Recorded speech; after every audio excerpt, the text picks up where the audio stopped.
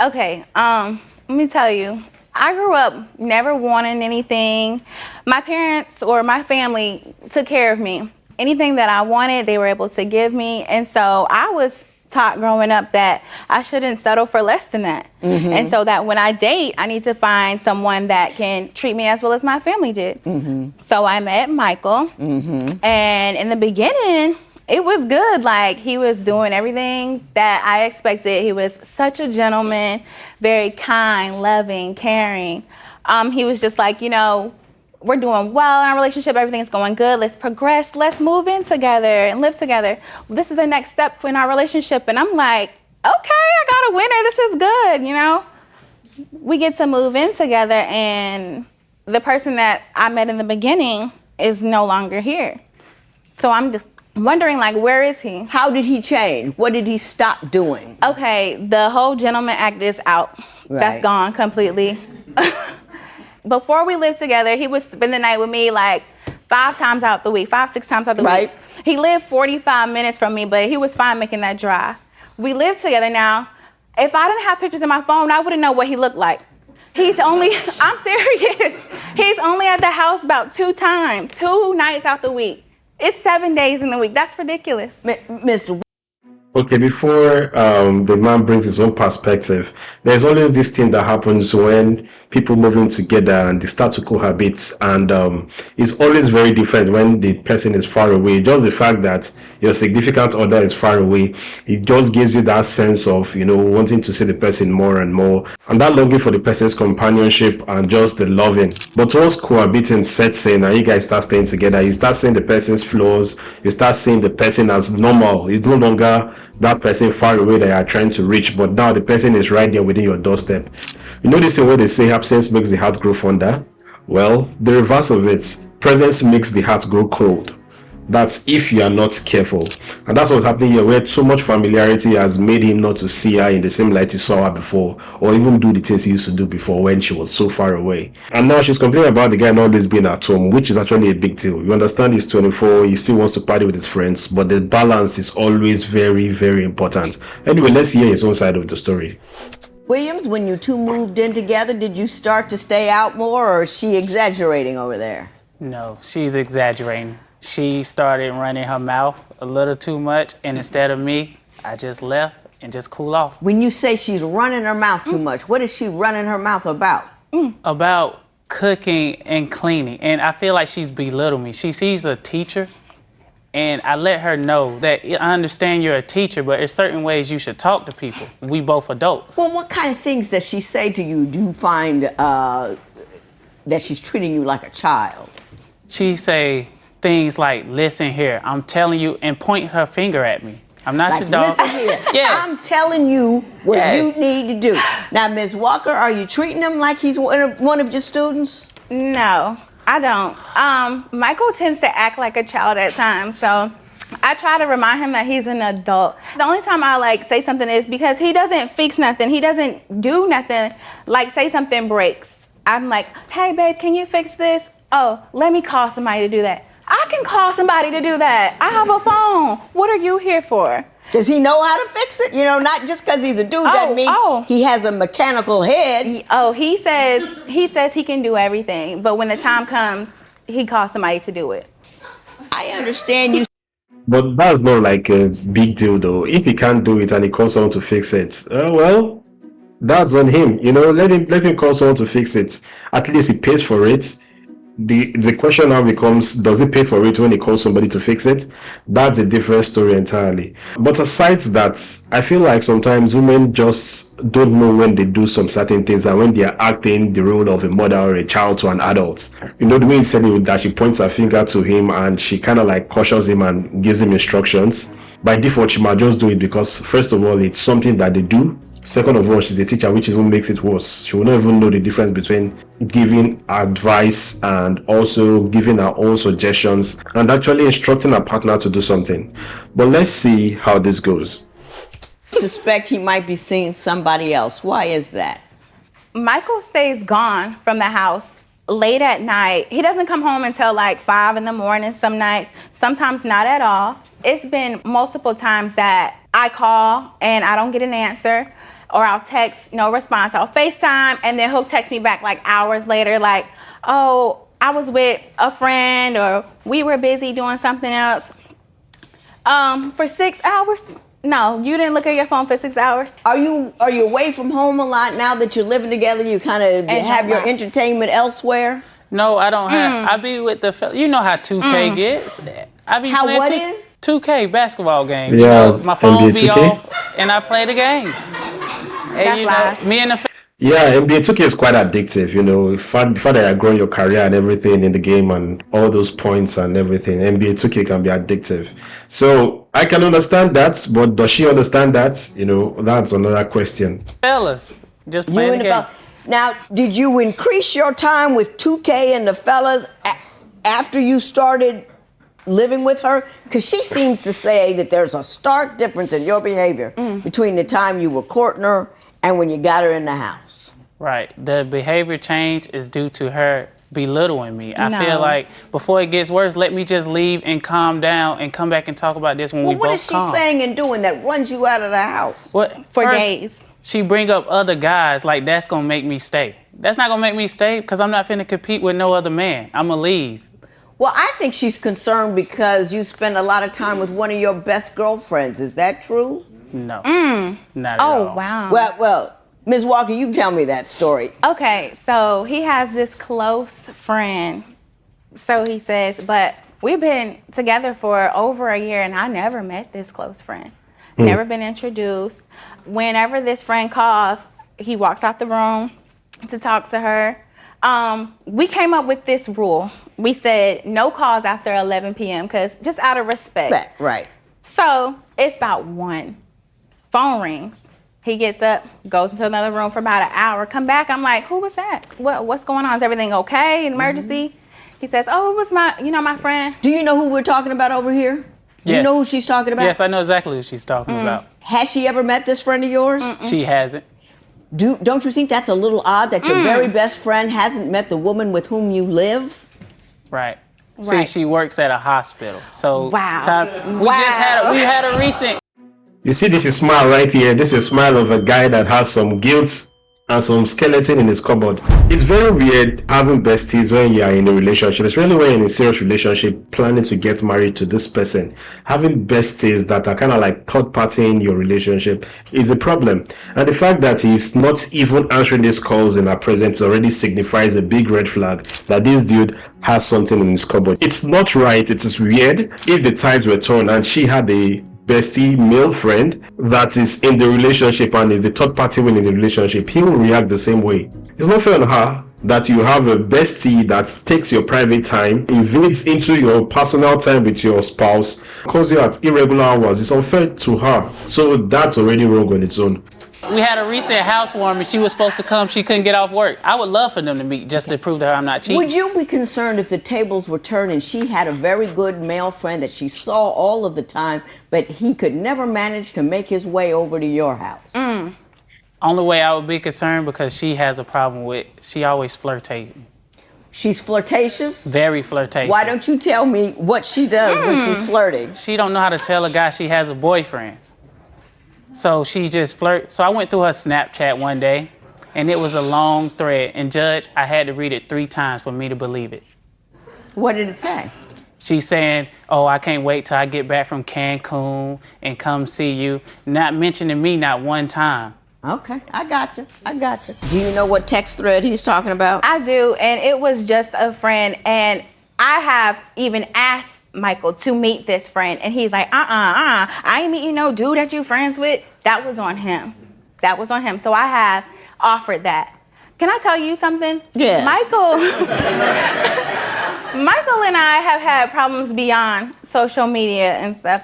Like, okay, we tried to clear up. We tried to have a fresh, clean start. New Year's came. We're like, let's have a New Year's resolution. We're just going to remain abstinent, okay? No sex, none of that. We're like, okay, that's cool. We do it. It lasted like 2 weeks before, you know. Who does 2-year resolution of remaining abstinent when you guys are already active? It never works out. That's the truth. Once you guys have already started on that journey, trying to be abstinent, and you guys are cohabiting, staying in the same house. Even if you're not staying in the same house, it's hard. Then you guys are now staying in the same house, sleeping together. In fact, kudos to you guys for even going 2 weeks. Kudos to them. They tried. 2 weeks was actually very big for them to even go through. Let's continue. So after that, I was like, all right, well, we done messed up now, so we can just keep going, But we didn't. Like, there was no sex. And so I would ask him, what's going on? Like, and he was just like, oh, we're remaining abstinent. Like, Have what? you ever, during the course of your relationship with Ms. Walker, cheated on her? I mean, now's the time to be honest, because we're trying to turn a page here to decide whether we're gonna marry or we're not gonna marry. Right. So, now's the time. Have you ever? Don't It was lie. one time. Wow. It's only the one time. But if you unravel it, you see that it happened with one person, but more than once. But let's go. One time. Wow.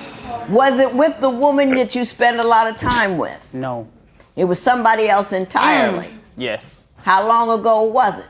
It was, well, right now it's probably been about a year. No. Okay. You say now he's only interested in sex if there's another woman involved, if there's threesomes. Right. So like I was like, okay, you know what?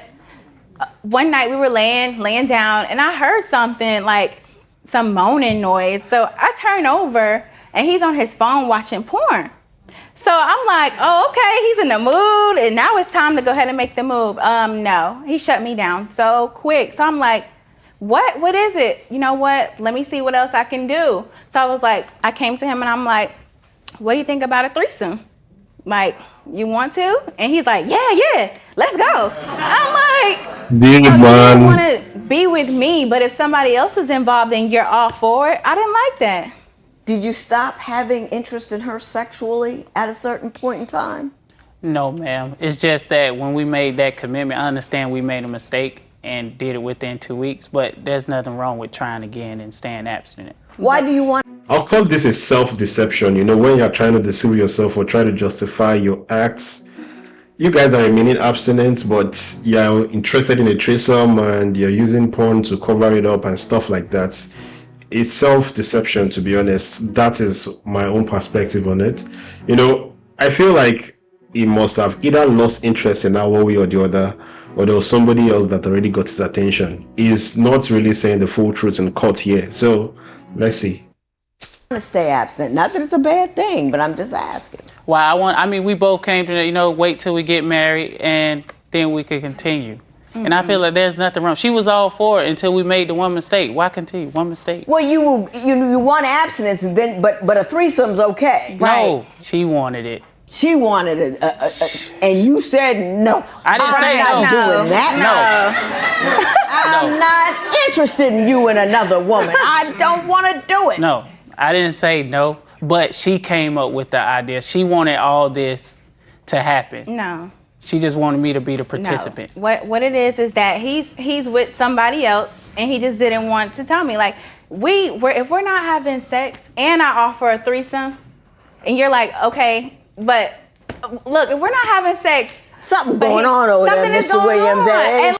Something fishy is going on, and it's clear. It's really clear. The guy is hiding something. He's not saying the full truth. He's just in court denial and in deception, and just in that denial of the truth that he was actually cheating at the time. Something fishy is going on. I will find it out here in court. Something don't seem right to me. And one night, we had an altercation. We were arguing. He's like, all right, I'm gone. He comes back the next day and he was like, oh, I need to tell you the truth. I spent the night at a friend's house, but I just slept on her couch. Nothing happened. I was like, you want me to believe that? I got you. My understanding is you have concerns about her issues with anger. Right. Tell me about that. She has a problem with keeping her hands to herself.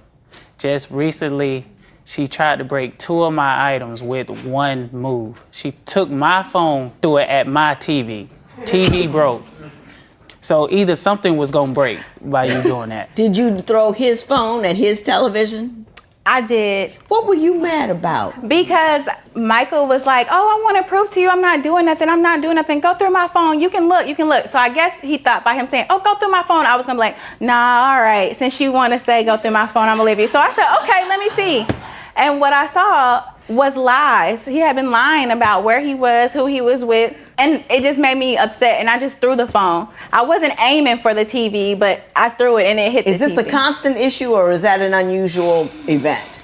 It's a constant issue, and also she threw it 3 times at it. So you literally got up, picked up the phone, went back, and kept throwing it. Until it broke. Mr. Williams, do you want to get married? I do, Your Honor. Why do you want to get married? I want to get married because through all this, I understand I do love Tennille, and I just hope she changes so we can go ahead and cross What does that. she need? What do you? Wait, it's funny thing when I hear, I just hope she changes. Like, you don't even have things to work on yourself. You admitted to cheating in the relationship. You are here being in denial in court that you cheated more than once, and that the reason why you are claiming to abstain from sex is the fact that you are with someone else and someone else had your attention. He's right here saying that he wants her to change, but I think that he needs more work on himself, that she needs to work on her anger issues. So both of them actually need work. You want her to change. First, I need for her to change and accept me and let these guys know you have a boyfriend. Do you not tell other guys you have a boyfriend? I mean, like. Thank you. No, like that's not. When I first started a conversation, I'm like, hey, I got a boyfriend. So what are you doing today? It's just like they never asked, so I don't really say nothing. What? Do you want to marry Mr. Williams? I just want the lies to stop. I want to feel secure, knowing if he's going out with his friends, go. I'm all for it. I encourage him to go out, go have fun, but I just want to know that you're not doing nothing you're not supposed to. I don't want to be worried no more. I just want truth. I want honesty. You don't believe he's truthful, you don't believe he's honest, and you do believe he's cheating, but you want to marry him anyway. But because I don't have any proof. I don't have any proof, but it's just his actions. Give her a 90-second sales job while you're the man for her. Well, Make it a good one. Don't look at me while you're saying it. Okay. I'm the man for you because I'm not out doing those things. I'm not cheating on you. I love you. And also, Your Honor, if I didn't love her, I wouldn't have put the deposit on a ring. You are giving a sales job to her and you are talking about the judge. Why spoil it with Your Honor? Why not say everything about her, And even if you want to address the deposit on the ring, you look at her and say, and that is why I put a deposit on your ring. Bro, you just spoiled it. What?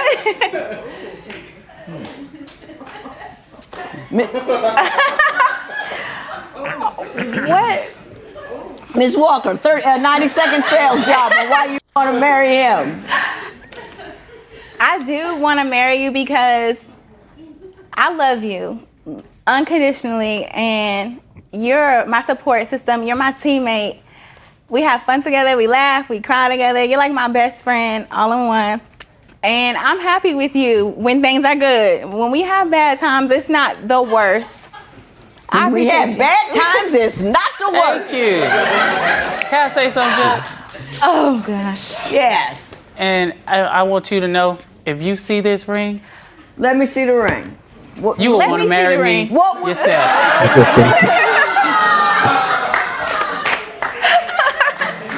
You sure you want to see it? It's a beautiful ring. It really is a lovely ring, and you put it. And you put the bill on there. Not bad. It's not cheap either.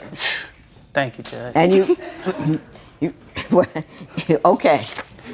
You only put $100 down on it, but all right.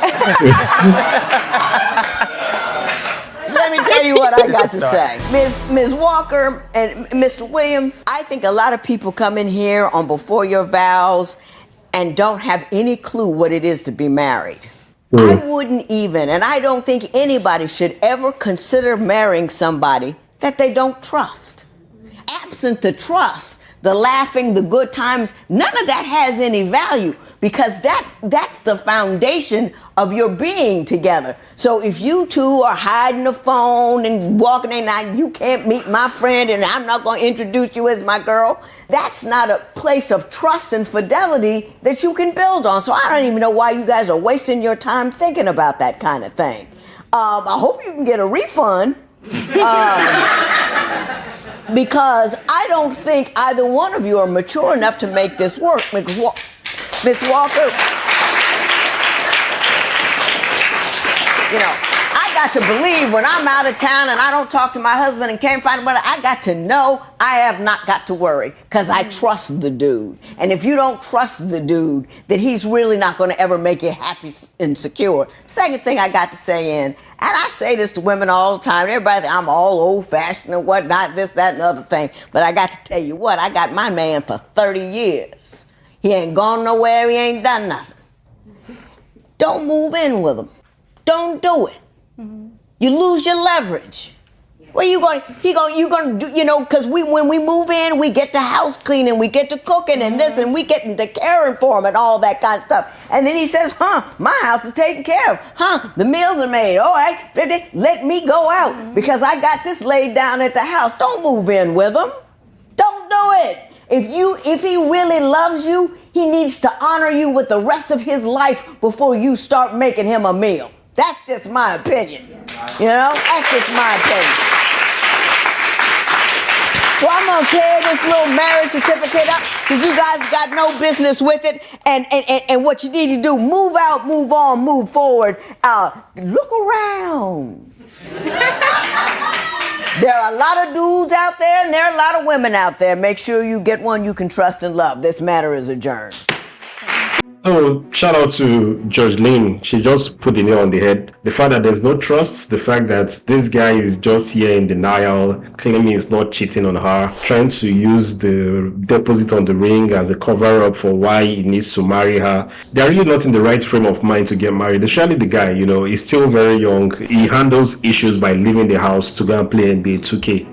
That is a very wrong way of handling issues. You're in a relationship and you can't solve your problems by talking. You can't communicate your problems. So you feel like going outside and cooling off and playing NBA 2K, staying for days and coming back is the way to solve your problems. Then you're not ready to take it to the next level. In fact, you're ready to just be a boyfriend, but not even a serious lover to the point of getting married. I think she already knows this. She said that she wants to get married to him, but a lot of things need to be changed about him. The fact that she's insecure in the relationship, she doesn't have the trust, though she doesn't have any evidence, but her senses already tell her that this guy is cheating. Already shows that dude has a lot of red flags. But Judge Lynn advised them, and she did the right thing. They need to go and get themselves put together before they think of anything as relates to marriage. And with that being said, tell me what you think about this. I'll go by the name East Coast Prince. This is East Coast Talks, and I'll see you on the next one. Peace.